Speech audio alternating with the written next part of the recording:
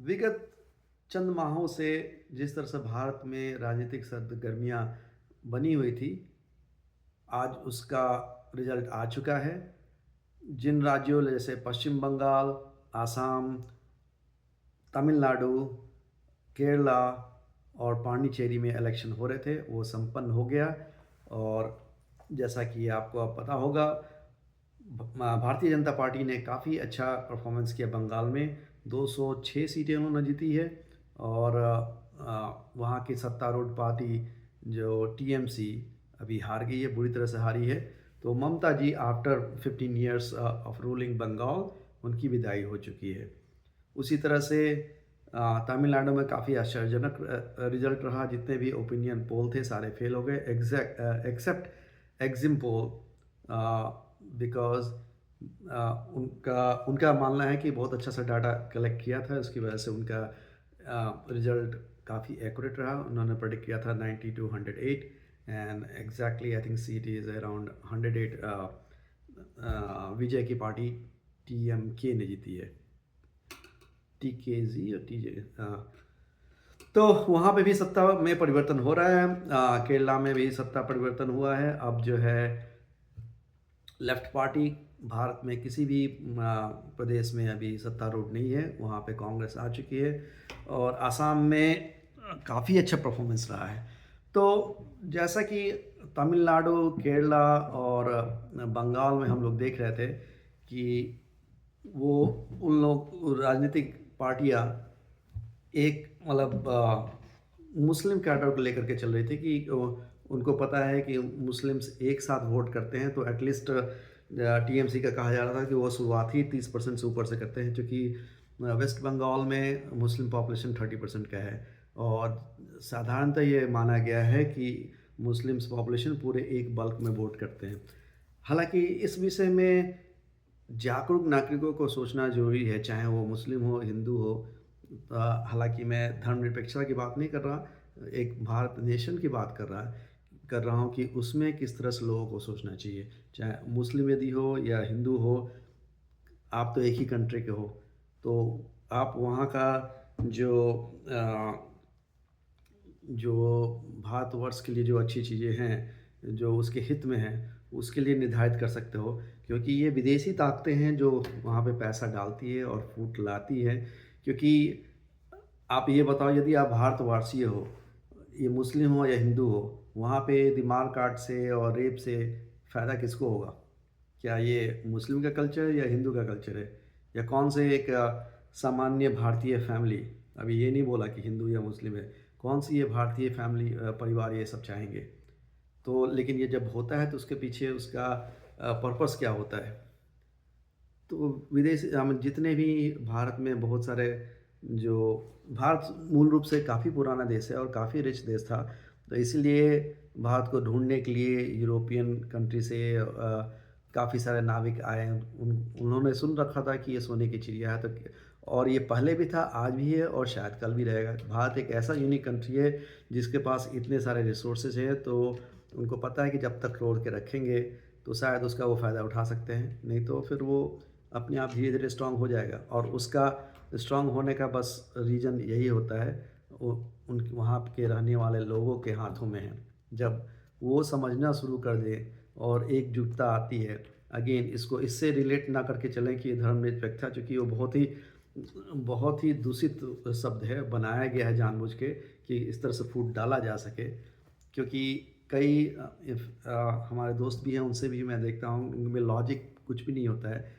बस एंटी बस उनको दिमाग में भर दिया गया है कि जैसे ये अभी जो प्रेजेंट गवर्नमेंट में एंटी है, जैसे बीबीसी के लिए, जो कि सबसे ज़्यादा I mean biased news agency शुरू से रहा है। चूँकि बायस्ड नहीं, चूँकि उनका वो धंधा है, उनका पर्पस ही यही होता है कि वो किस तरह से वो अपने एजेंसी के लिए, अपने लोगों के लिए फ़ायदा उठा सके।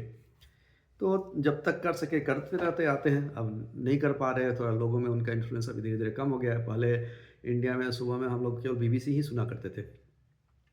धीरे धीरे लोगों को जागरूकता बढ़ा, जाना, तो अब यहाँ तक पहुँचे कि इंडिपेंडेंस आ रहा है वहाँ पे।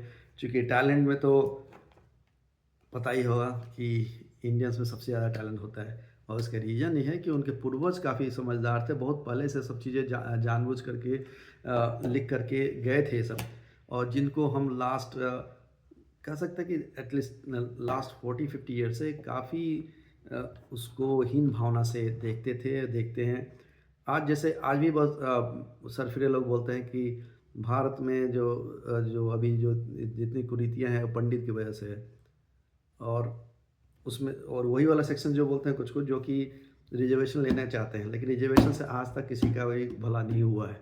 क्यों नहीं हुआ है? क्योंकि उसको किसी भी को भी मदद करने का एक दूसरा तरीका होता है। उनको हमें कैपेबल इस तरह से बनाना है कि पूरे समाज में जो भी प्रबल लोग हैं उसकी तरह से वो फ़ंक्शन कर सकें, ना कि वो सपोर्ट दे कर के ही करते रहें। तो इस तरह से मेरा दिमाग भरा रहता है कि ब्राह्मण ने ऐसा किया।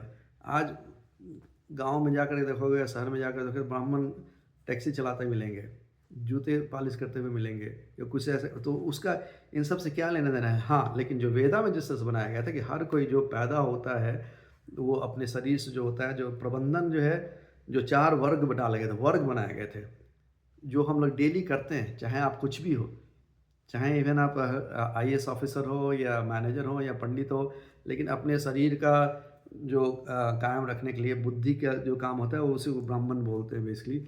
हस्त से जो कार्य वगैरह करते थे, क्षत्रिय का कार्य हो गया या शूद्र का कार्य हो गया, पैर मतलब डेली का जो कार्य हम लोग करते हैं वो प्रबंधन वगैरह का वो शूद्र में आता है बेसिकली। तो ये चारों जो वर्ण हर में होते हैं और हर कुछ हमें करना पड़ता है, लेकिन किस तरह से उन्हें भ्रमित किया गया है, तो ये बात धीरे धीरे जब लोग जागरूक होंगे तब वो समझ में आएगा।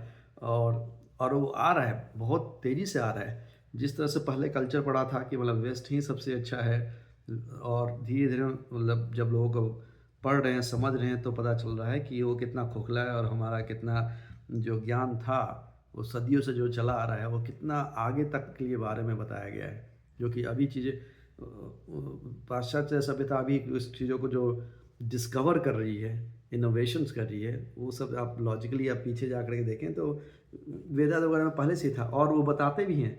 आप नासा के जितने भी साइंटिस्ट हैं उनसे आप उनका जो देखेंगे तो बहुत सारे क्लूज़ वो संस्कृत से पढ़ने से और वेदांत वगैरह से मिला हुआ है। जबकि हमारे इंडिया में स्कूल का जो कल्चर है वो फ्रेंच पढ़ेंगे, कोई और लैंग्वेज पढ़ेंगे और एक भी शब्द बाद में 4-5 साल बाद कुछ नहीं जानते उसके बारे में। बट ये एक फैशन है बेसिकली।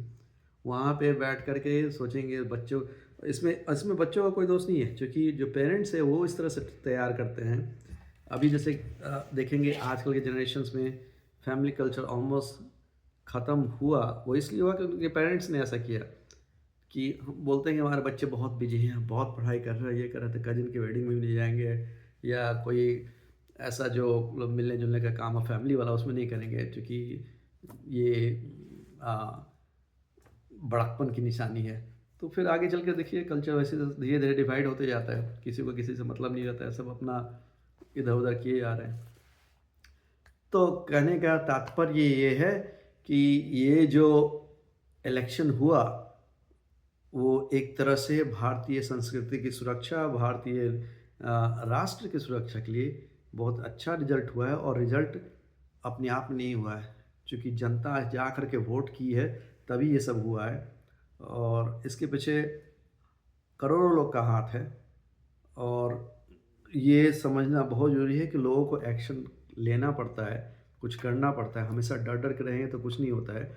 और सरकार और जनता पूरा एक साथ चलना होता है। ये नहीं कि ये सरकार का काम है, ये जनता का काम है। क्योंकि आप कॉन्स्टिट्यूशन में देखेंगे तो कर्तव्य और अधिकार दोनों चीज़ उसमें निहित है, उसमें बताए गए हैं।